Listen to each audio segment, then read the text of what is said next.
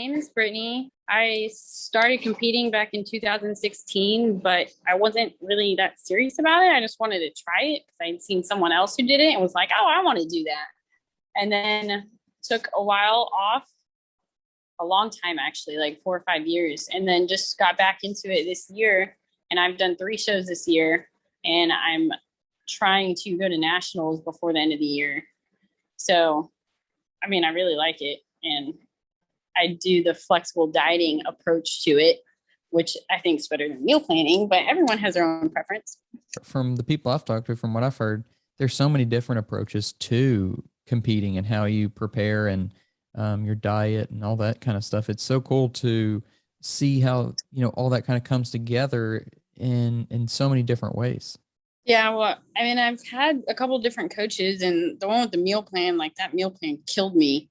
And then I had another coach, which I loved and nothing against her at all. And I would go back to her. She was just ended up being out of my price range more recently. So she had a completely different approach than the girl I'm with now, who's more affordable, but she also has got the flexible dieting route to it. And like, there's no water depletion that you have to do, where I ended up chugging like almost 3 gallons of water a day, which actually gave me a headache from drinking so much water just to like be depleted, closer to showtime. I just stick with my gallon, and somehow it all comes together. And then the day before, I start seeing veins come up that I've never seen before, and I haven't changed anything. It just works. So that's why I like it. To kind of get to experience both is pretty cool as well, just to kind of figure out for you, and then, how you can then go to, say, social media, or if somebody asks a question, hey, which one's better? You can kind of say, well, this is what my experiences have been, maybe try them for yourself, kind of thing, instead of the way I feel like a lot of people go about it is like, since this is the way I do it, it's the best kind of way. Instead, I think having both experiences really kind of makes you more open-minded to things. Yeah, you can see the pros and cons of both. So at what point did you actually get into not just competing, but like get into fitness and wanting to work out and things like that? Well, my entire life, I've played soccer, softball, cheerleading, and I tried diving once.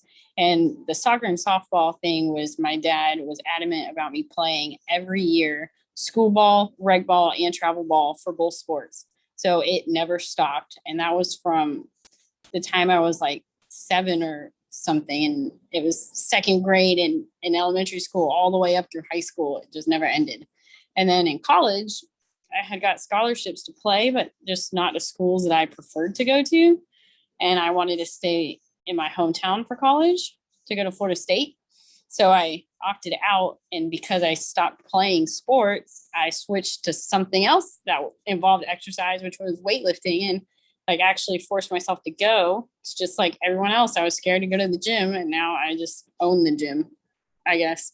I love the gym. Yeah. And then it seems like there's so much for newbies, or whatever you want to call them, to have that anxiety about going to the gym and really looking like you don't know what to do. I mean, I don't think it matters male, female, your confidence level when you walk into the gym. If you don't know what to do, you kind of do have that level of like, this is weird. There are people looking at me. Am I making myself look weird? Like, and that's where definitely having like either a friend help you or a personal trainer, something to kind of open your eyes on that side of things, to make it a little bit less of an anxious experience, more positive, and things like that. But when you were working or doing those sports, was there any strength conditioning associated with that? No, I never did any weightlifting. I just did, I mean, soccer was a lot of running and kicking a ball, but I didn't do any weightlifting for any of that, to be honest. So, like, all the muscle that I've developed has been from me weightlifting for myself for the last 5 years. Was it through sports that you kind of gained that confidence, though, to be able to walk into the weight room? Because I know a lot of people struggle with even just going in. In the beginning, no, I was just as scared as anyone else could be. And that's where I had hired my first like trainer to show me some exercises so I could learn. And I started like trying to learn how to do things online. And like, once I got serious about it and I started focusing on what I was doing and what my movements looked like, and like every session I try to lift heavier than I did the last time I did an exercise, and like but without compromising form, then I started seeing results, like a lot more muscle built. And I don't know, I just feel better about it. But you also got to think that everyone's going to the gym for the same reason. They're all there for a reason, which is either it's to improve themselves, but to lose weight or to build muscle, whatever their goal is, they're all there to work on themselves. So if you have someone that's hardcore working out, like when I'm in the gym, I'm not over there staring at all the newbies trying to like make fun of them. I'm there because I'm there to work out and leave. So it's just a mental game, I think. Pretty much most people, I would say 90% of the people at the gym are really just focused on kind of like themselves, how they're feeling, trying to, get the weight on or off for another set, something like that, moving to the next exercise. But from your perspective and your experience, how long did it take you to feel more comfortable going into the gym? Because I know it's not just for typically for most people, it's not just like, okay, I went in the first time and now everything's good. That probably took me a couple months once I started learning like what most of the equipment was and more exercises. And then like during that first prep, when I got leaner, I felt better about myself. And when you feel better about yourself, you in turn are then more confident. So that's when I felt better about going to the gym. And like when people start noticing that you're changing, even if you just lose a couple of pounds or you build a few more pounds of muscle and people notice and they start giving you more compliments, then it still motivates you even more to go to the gym. You mentioned like competing and everything, and that's a big part of what you're doing, but what gave you that kind of initial idea of wanting to actually compete? Really, I don't know. I think I was scrolling through Instagram's popular page one day and had seen a picture of a girl, like her stage shot she posted where she was on stage with hair done, makeup done, a bikini, but looked kind of muscular and really shredded. And I was like, wow, I really want to look like that. How do I do it? And then I started looking into like learning about the NPC and learning what bikini was and learning the different categories and the poses and getting into that. And that's where it came from. But it was totally random, like out of nowhere, and just decided I wanted to do it. Was there any like pushback from family, friends, your existing trainer, like, hey, maybe you shouldn't do that? Funny you mentioned that. There's a few people that are like, oh, you're such a dud and you're so boring and all you drink is water and why don't you just have this or have that? But I don't think I'm a dud. I don't need alcohol to have fun. But at the end of the day, I think they still support me because they end up coming to every show, which is awesome. And I don't know. It's probably just a mental thing too. But there's always going to be people that hate on what you do or they're jealous or something, and that's where the negativity stems from. But then they're still going to be in your corner at the end of the day. Once you achieve your goals, they see how hard you work for it. Yeah, and I think that's one interesting aspect of humans really, is that like jealousy, or you see somebody putting in the hard work and you think you want maybe to do that too, but you don't know if it's for you, or you don't know if you can do it.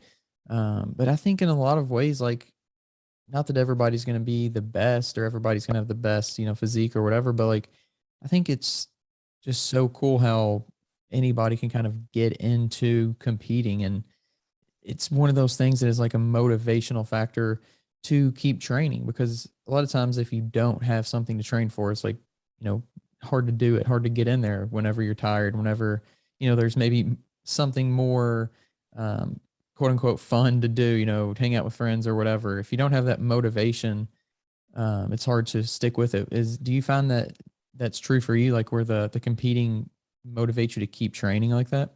It does, because if I skip a day in the gym, I feel horrible, especially depending on what I ate that day. But I also really, really like going to the gym because I recently have been sitting a lot at work and that's my time to move. And it's just, I don't know, it's like my sport for me. So it's like after school soccer, it's after work gym. And when you first decided to compete, was there any like anxiety or anything from your end? Just like, not knowing what to expect, not knowing how to, really maybe comparing yourself to other people, things like that?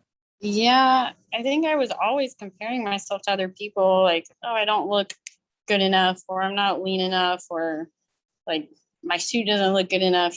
And I was nervous like everyone else to get on stage. I had no idea what I was doing. I was backstage all alone, And I mean, bodybuilding has some of the nicest people. So someone I didn't even know was like, oh my gosh, what are you doing? You don't have a coach. You need to do this, this, and this. And we need to get you, oiled up, and we need to glue your suit so you can be on stage. And it was those people that noticed that I was there by myself and helped me. So I don't know. Some of the nicest people tend to be bodybuilders, surprisingly. So when your first competition finally came around, kind of going back to the mental side of things, like what kind of feelings did you have on that, like that day before it started and kind of as you were getting into it?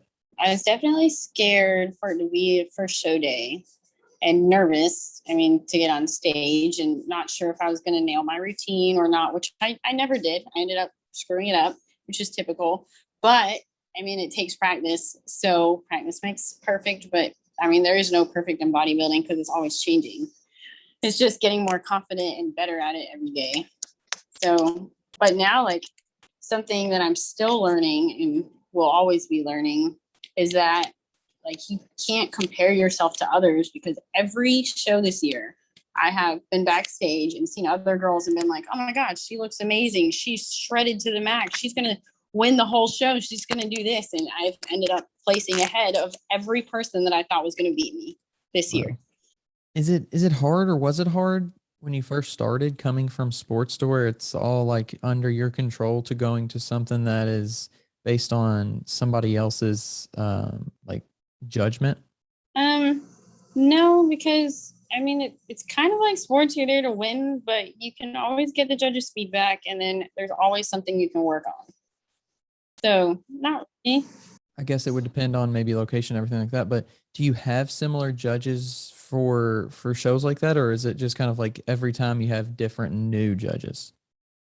I think it depends, because I've seen some of the same judges at the same shows with that have the same promoters, but I also know there's a couple judges that travel and pretty much judge plenty of shows around the United States. And so, I mean, I don't know too much about the judges themselves, but some of them are the same, some of them are different. Sometimes there's a guest judge that might be someone completely new. You never know who's going to show up that day.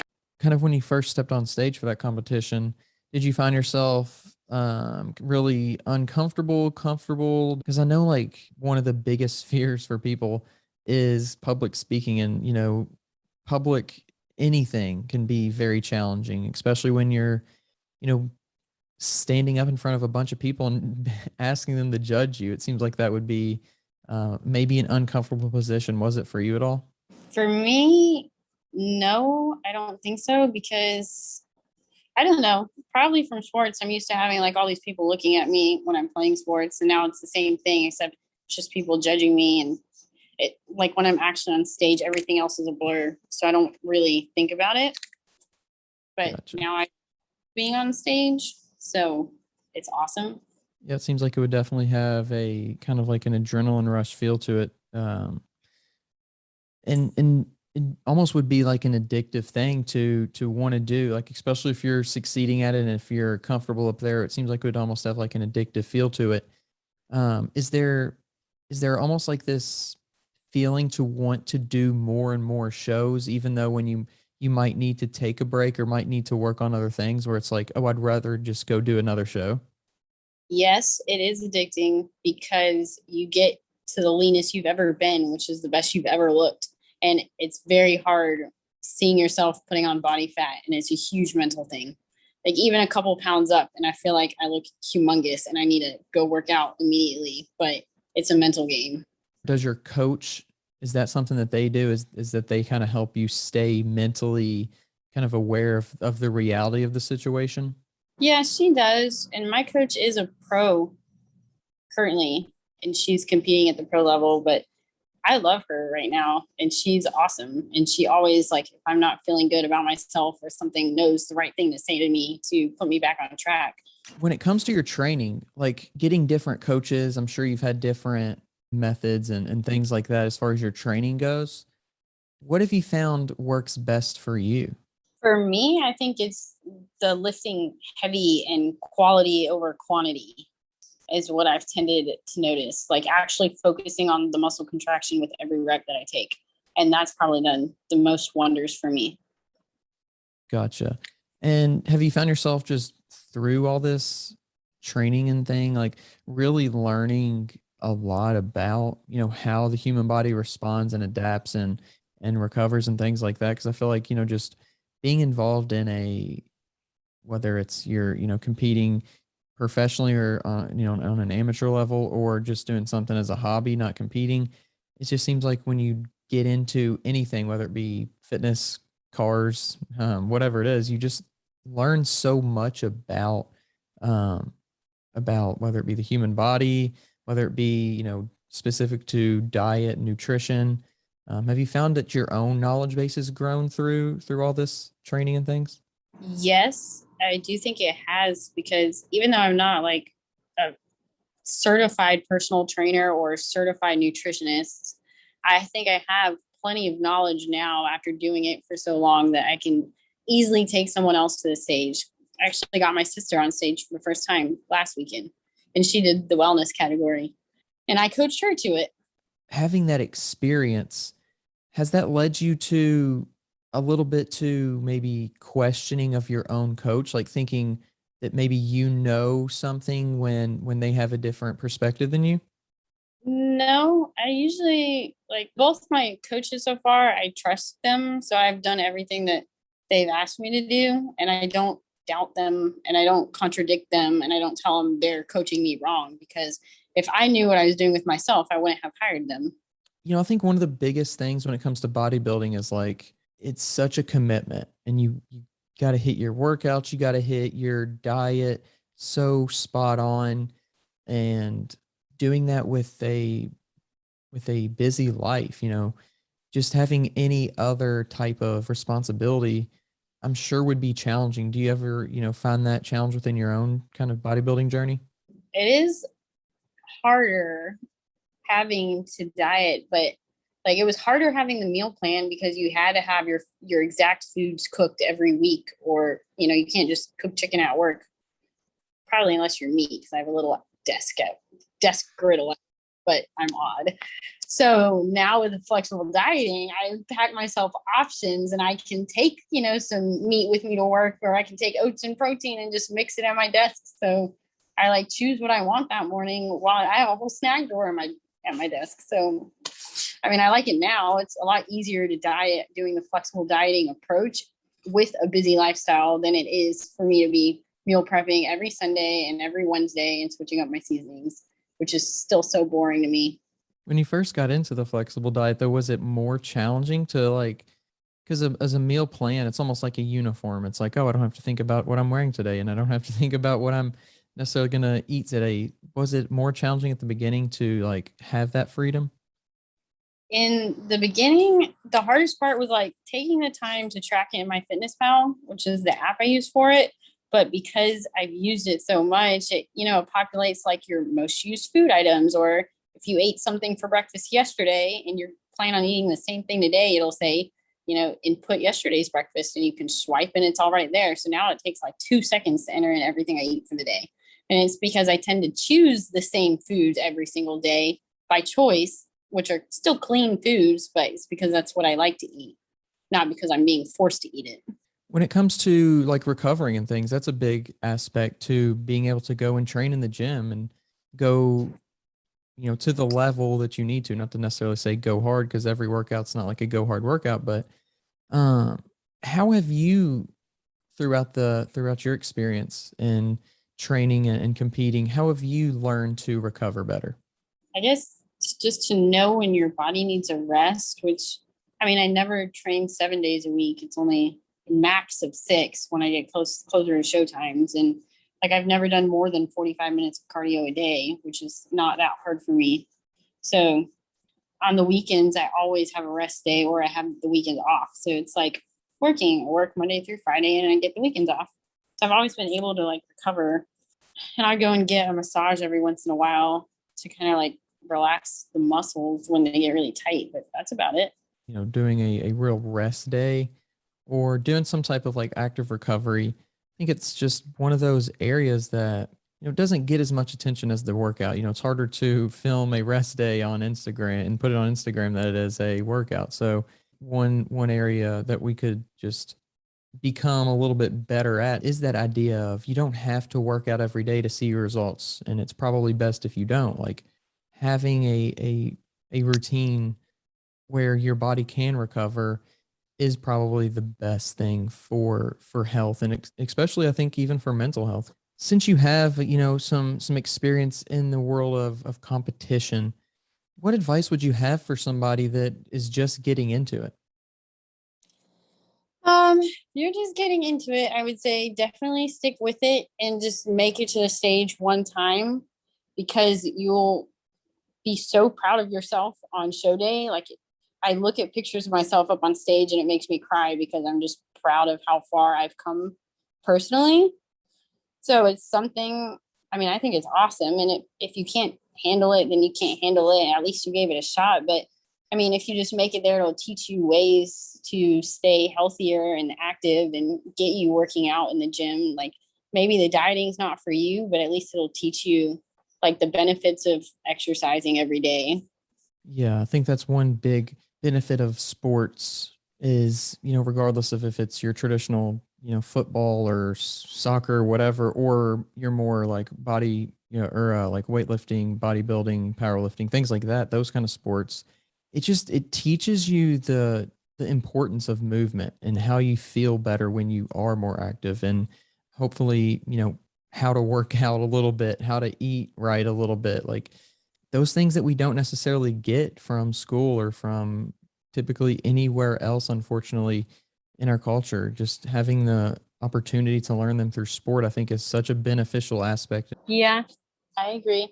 I do see more and more like parents bringing kids into the gym, which I think is pretty beneficial.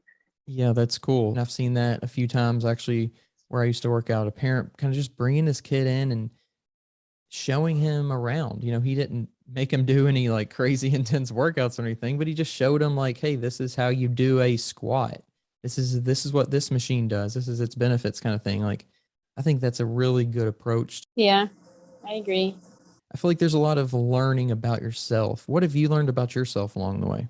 I have learned that I'm stronger than I thought I was, and that's mentally and physically. I'm lifting weights like much heavier than I used to, and I used to underestimate how much I could pick up. And then mentally, I'm stronger than I thought because I used to like, go through the binge cycles that some other girls go through and really bad with the reverse diet, but I can do it, which is why I like to do back-to-back shows to keep me on the diet and not let myself spiral out of control. And then I can diet, for however long and not give up. I think that's a good skill to have is and I think it really is a skill that you learn along the way of like being able to take it to like an extreme without spiraling out of control. That's something that a lot of people do kind of find themselves doing, whether it be with some type of weight loss or whether you're trying to really lose weight or gain muscle. Like it can go either way where it's like you become too obsessed with it, and it's a dangerous kind of obsession. But if you can kind of take it to that extreme, kind of, I feel like that's what you're talking about a little bit, where you don't spiral out of control while you're doing it. That's a cool level to reach. It's almost like you're mastering kind of your own mental health in a way. Like, mastering your mental health is the hardest part. To kind of wrap things up, you talked about some advice and lessons you've learned, but is there anything else to kind of to wrap things up to kind of be, for maybe if somebody's not even competing, but if they're struggling to get to the gym or if they're struggling to make a healthy lifestyle change, like would you have any kind of closing advice for somebody like that? Yeah, not to care what other people think, because that seems to be like a big hindrance to some people. And that's just like one of the biggest life lessons I've learned, is to stop caring what other people think, because it's all in your head. That has to do with everything, like personality, self-confidence, going to the gym, how you look when you work out. Like, it's you're doing it for yourself, not for anyone else. You got to figure out why it's important to you, I think, and not Yeah. because like your friends say it's important or your family says this, or even necessarily because hey, your doctor says you need to lose weight. Like that's not saying that's not important, but like you got to figure out why you want to do this. And once you do that, it really can push you to get out of bed earlier, if you have to stay up late and do a little workout before, or like, just stay committed along the way. It's just figuring out why it's important to you. Yes, I agree. So if you want to share with people maybe where they can find you on social media, if they want to kind of follow your journey. Sure. My Instagram, which is what I use the most, is Brittany Lane Fit. My Facebook is just Brittany Lane, but my Instagram is what I like to use most. Yeah, I was going to say, it seems like you have some good posts on there about like the competitive side of things. And, if people were interested in seeing kind of what it's like, because I feel like a lot of people aren't exposed to that, you have some pretty good posts on what that experience is like. So definitely go check that out. The links to all this and then the information will be in the description. So check it out. And just want to say thanks for coming on. Thanks for having me. It was good to get to chat, good to hear a little bit about your experience and your journey, and good luck to you in the future.